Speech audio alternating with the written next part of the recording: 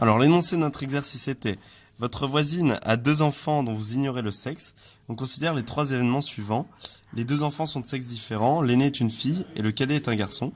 Et on devait montrer que les 3 événements sont 2 à 2 indépendants, mais ils ne sont pas tous les 3 indépendants.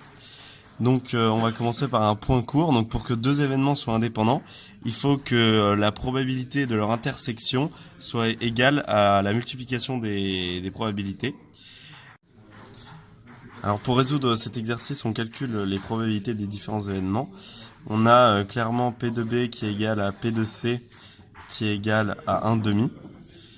Et il faut calculer la probabilité de l'événement A. Donc on a 4 possibilités pour les 2 enfants et qui sont équiprobables. Donc P de A égale 1 demi. Ensuite on calcule A inter B. Donc A inter B correspond à un de ces événements équiprobables. Donc P de A inter B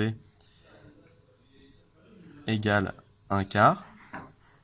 Et si on calcule P de A fois P de B, ça fait bien 1 quart aussi. Donc c'est égal à P de A fois P de B. Donc on peut dire que les événements sont indépendants.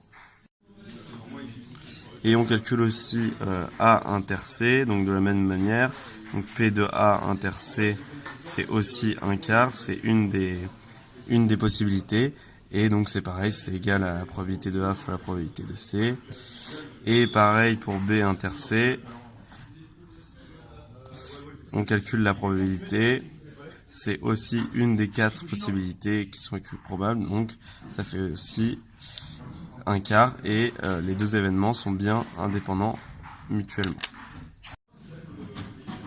Donc finalement on calcule la probabilité de l'intersection des 3 événements, donc qui est égale à une des possibilités, des 4 possibilités qu'on avait, donc c'est égal à 1 quart.